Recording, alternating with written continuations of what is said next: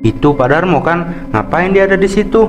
Mbah Kawi, lihat ini, duitnya banyak. Semuanya aku balikin ke tanah.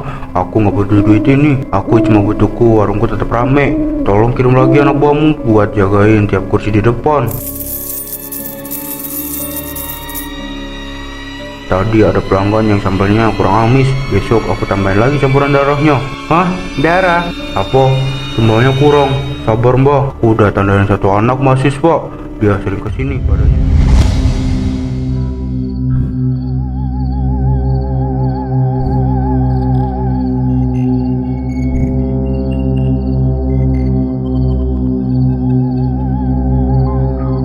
Asli mas, aku udah muter-muter dari Surabaya sampai sini. Gak ada yang bisa ngalahin sambalnya Pak Darmo. Kayak ada candunya. Kalau nggak mampir semalam aja badan rasanya kayak meriang. Iya sih bang, rame terus ya di sini. Padahal tempatnya ya begini aja. Mana lampunya remang banget lagi. Abang nggak ngerasa baunya agak aneh tah? Kayak amis banget gitu. Namanya juga warung lele mas. Ya pasti amis lah. Sampean jangan terlalu banyak mikir. Nikmatin aja. Jarang-jarang ada makanan murah tapi rasanya bisa bikin melayang gini. Tapi emang sih kadang aku ngerasa ada yang lewat di bawah meja. Rambut panjang nyenggol kaki. Tapi aku ya anggap kucing aja. Rambut? Masa kucing rambutnya panjang bang? Bang, aku barusan lihat ke arah etalase. Itu lelenya kayak masih gerak-gerak ya. Apa perasaanku aja ya? Ya hehe. Halah, kamu ini kebanyakan baca buku horor. Kayaknya udah makan Gi, keburu dingin. Nanti kalau Pak Darmo denger kalau nanya-nanya aneh, bisa nggak enak urusannya. Dia itu agak sensitif kalau soal warungnya.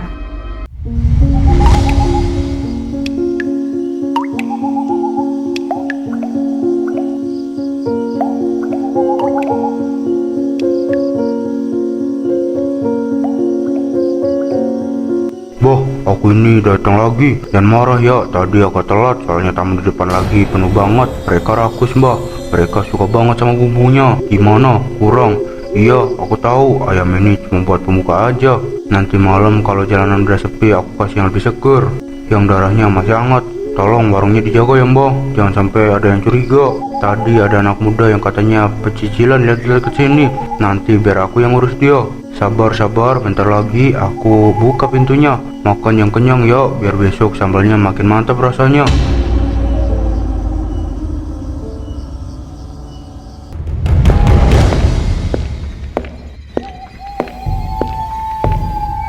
Anu bu, maaf, mau nambah kerupuknya satu sama sambalnya. Kalau boleh, nambah dikit lagi di piring. Bu, maaf, dengar suara saya nggak? Kerupuknya satu bu. Kau kenapa masih di sini? Harusnya kamu udah pulang dari tadi. Loh, saya kan cuma mau nambah bu, makanya belum pulang. Jangan banyak nanya, jangan banyak lihat. Sambal ini bukan buat orang yang terlalu banyak tanya. Kok ibu malah ngomong gitu? Masa ibu nggak capek ngulek terus dari tadi? Padahal pesanannya nggak ada yang nambah sambel lo. Aku nggak ngulak buat pelanggan, Cah Bagus. Oh, saya minta maaf bu, saya pikir buat saya. Aku lagi ngulak buat yang di bawah. Kalau mereka nggak dikasih makan sekarang, nanti mereka naik ke meja kamu. Kamu mau makan bareng mereka, hah? Enggak bu, maaf, nggak jadi nambah. Saya permisi.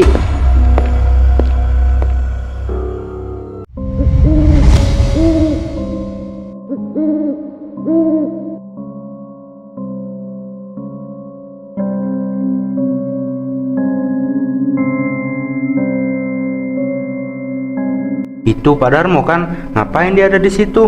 Mbah Kawi, lihat ini, duitnya banyak. Semuanya aku balikin ke tanah. Aku nggak butuh duit ini. Aku cuma butuh warungku tetap rame. Tolong kirim lagi anak buahmu buat jagain tiap kursi di depan. Tadi ada pelanggan yang sambelnya kurang amis. Besok aku tambahin lagi campuran darahnya. Hah? Darah? Apa? Semuanya kurang. Sabar mbah, aku udah tandain satu anak mahasiswa. Dia sering kesini, badannya sehat. Kayaknya cocok buat gantiin posisiku nanti kalau aku udah nggak kuat. Gila, dia beneran nyebut namaku. Aku harus pergi dari sini. Aku harus lari. Siapa itu? Mbah, ada yang nguping ya? Oh, bagus berarti dia udah dapat undangannya. Ayo keluar, nggak usah sembunyi. Mbak Kawi pengen kenalan sama calon penghuni baru warung ini. Oh, dia nggak akan bisa lari mbah.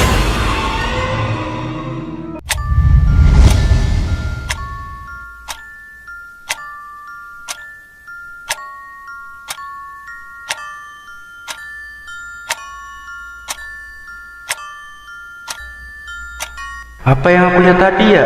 Apa yang dilakukan Pak Darmo?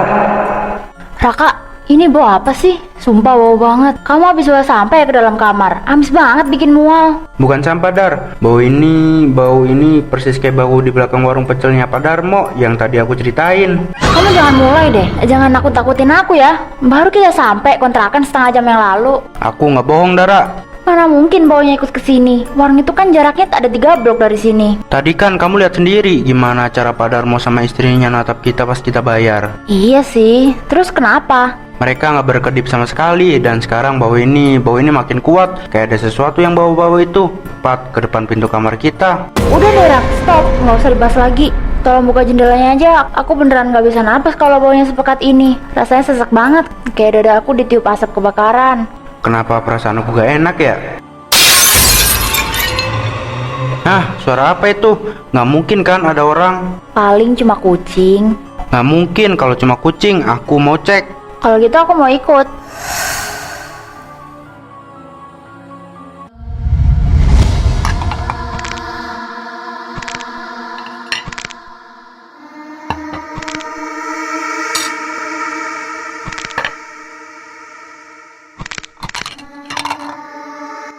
Raka, itu suara apa? Ada orang makan di teras kamu? Jam segini? Diem Dar, jangan sampai bersuara. Tapi itu rame banget Raka, kedengeran kayak ada pesta di depan. Iya, tapi kamu tenang dulu ya. Coba kamu lihat lewat celah jendela. Cepetan, siapa tahu anak-anak kontrakan sebelah lagi nongkrong. Nggak mungkin, anak-anak sebelah semuanya lagi mudik. Teras luar itu kosong. Aku tadi udah ngunci pagar depan. Nggak ada yang bisa masuk ke area teras. Terus itu suara siapa? Dengerin deh, mereka kayak lagi ngunyah sesuatu yang keras banget. Kok ada suara orang ngecap kayak binatang gitu sih Rak? Aku takut. Kamu tetap di belakang aku. Aku bakal buka pintunya sedikit. Kalau ada apa-apa, kamu langsung lari lewat pintu belakang. Paham? Gak ada siapa-siapa, tapi aku yakin kalau tadi ada suara. Kamu dengar sendiri kan? Iya, aku juga dengar. Raka, aku takut. Kamu jangan takut, nggak akan ada apa-apa kok. Kita istirahat aja.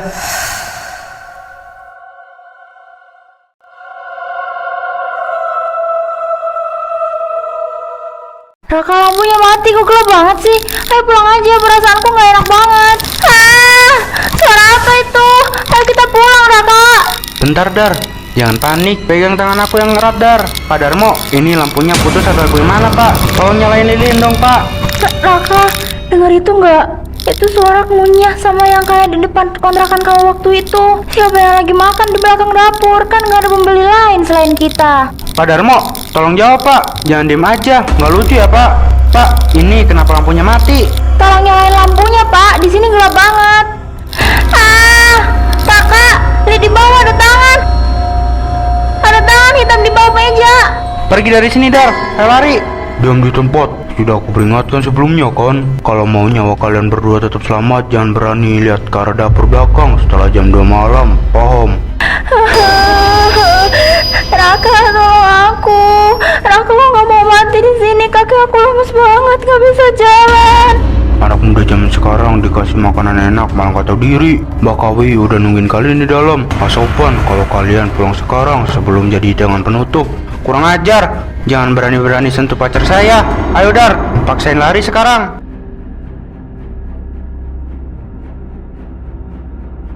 Kenapa kita malah kesini? Ini bahaya Raka, kita nggak usah kesini lagi. Kamu jangan berisik. Aku penasaran apa yang dilakukan Pak Darmo dan istrinya. Buat apa? Kamu mau laporin dia ke polisi? Kalau ini penyimpangan, iya, aku bakal laporin dia ke polisi. Tapi aku butuh bukti. Makanya sekarang kita ada di sini. Warung bakal tetap rame. Gede lagi gak bakal habis Darmo. Itu yang saya inginkan, Boh. Tapi tombol yang kamu janjikan mana? Aku bosan makan kepala ayam. Aku butuh darah segar. Ampun Mbak Kawi, ampun. Janji malam ini saya serahkan ke anak kuliah yang kemarin lancang intip dapur. Ini fotonya udah saya pasang di altar Mbak. Mereka pasti balik lagi ke daerah sini. Raka, demi Tuhan, itu foto kita. Itu makhluk apa Raka? Badan aku lemas banget. Diem Dar, jangan bersuara. Kita harus pergi dari sini sekarang. suruh tunggu nanti. Darmo Tumbal Putra sudah datang sendiri di balik pintu. Mereka datang buat menyerahkan nyawa. Dar, lari sekarang Dar. Kapok, jangan sampai mereka keluar dari warung. Tangkap bah, kalau mereka lepas nyawa saya yang jadi gantinya. Jangan kasih ampun. Aku udah curiga dari awal Pak. Warung sekecil itu kok untungnya bisa buat beli tanah di mana-mana. Iya Pak RT, saya juga udah curiga. Ternyata benar, desas-desusnya Darmo itu dulu pas bangkrut sempat hilang sebulan. Katanya nekat mau ke Gunung Kawe demi pesugihan. Beberapa bulan terakhir ini banyak laporan orang hilang. Setelah mampir makan di sini, Bapak ingat sopir truk malam yang nunggu minggu lalu? Truknya ketemu parkir di pinggir jalan raya depan. Saya ingat. Sopirnya sampai sekarang nggak ketemu. Belum lagi mas-mas ojek online yang laporannya viral itu. Pak, semalam saya sama Raka dikejar sesuatu dari dalam warung itu. Dikejar apa nak? Pak Darmo pelihara setan besar di belakang, Pak. Foto saya sama Raka ada di dalam sana. Kalian mau dijadiin tumbal, Pak. Astagfirullah nak, kamu yang sabar. Makanya siang ini warga mau dobrak warungnya. Kita pastiin apa yang sebenarnya terjadi di dalam. Darmo sama istrinya juga nggak kelihatan batang hidungnya dari yang sebut tadi. Ayo Pak, kita dobrak aja sekarang. Saya mau mastiin foto-foto di dalam sana dihancurkan. Saya nggak mau hidup dalam ketakutan terus.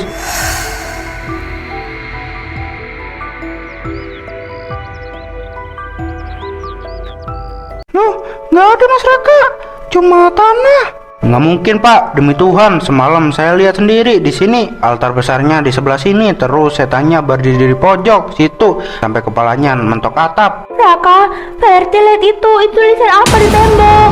Ya Allah, ini ada tulisan, ini darah kering yang dicampur arang. Pesugihan belum selesai, berarti makhluk itu bakal tetap nyari kita Dar. Kontraknya belum putus karena Pak Darmo berhasil ngasih kita ke setan itu. Raka, aku nggak mau, Raka. Tolongin aku. Kita harus pindah dari daerah sini sekarang. Iya, kita pergi dari sini.